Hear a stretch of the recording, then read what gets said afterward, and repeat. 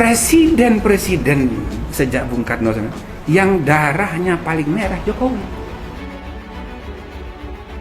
Jadi presiden bukan karena siapa-siapa, karena memang sudah kehendak Allah. Jadi semua itu punya darah biru semua. Yang darahnya paling merah Jokowi. Maka peluang untuk mengadakan transformasi, perombakan budaya feodal sekarang ini.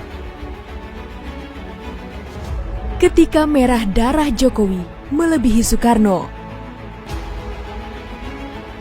Berbeda dalam politik bukan berarti kita ini bermusuhan dalam berbangsa dan bernegara. Ya inilah yang namanya negara demokrasi.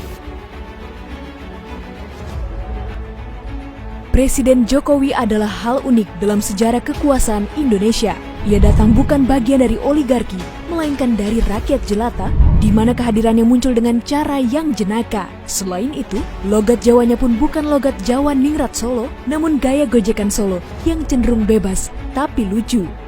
Dalam dunia yang semakin egaliter, gaya Jokowi mengingatkan pada Dono yang asli Klaten ataupun Sri Mulatan Balai Kambang, di mana di balik wajah lugunya itu tersembunyi kecerdasan dan mata intel yang menyelidiki bila sedang tertawa dan memandang seseorang.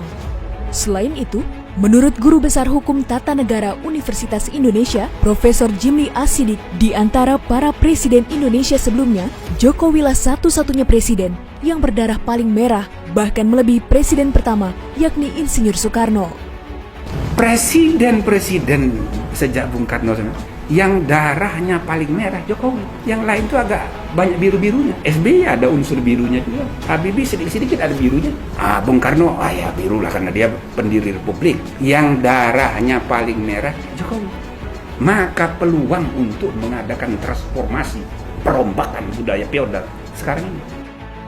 Dengan gaya politiknya yang khas, Jokowi melakukan game power yang tak pernah terduga dengan strategi ala Solo yang glenik atau akrab tanpa batas kepada lawan bicaranya. Dan dengan caranya itu, harus diakui Jokowi dianggap paling berhasil dalam menegakkan struktur kekuasaan dan kemenangan politik daripada presiden-presiden sebelumnya setelah kejatuhan Soeharto 1998. Apa yang dilakukan oleh Jokowi merupakan prinsip Bung Karno dalam berkomunikasi.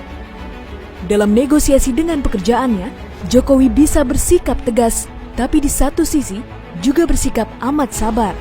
Seperti halnya, saat berhadapan dengan para pejabat yang bandel, Jokowi sudah tahu posisi siapa yang berkuasa.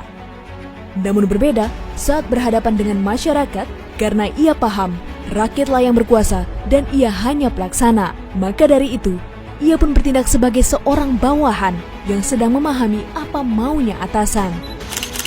Dan tidak dapat dipungkiri jika Jokowi satu-satunya tokoh politik yang telah mencetak rekor tak terkalahkan di setiap pertandingan pemilu, mulai dari menjabat sebagai wali kota hingga menjadi orang nomor 1 di Indonesia. Jadi presiden bukan karena siapa-siapa, karena memang sudah kehendak Allah.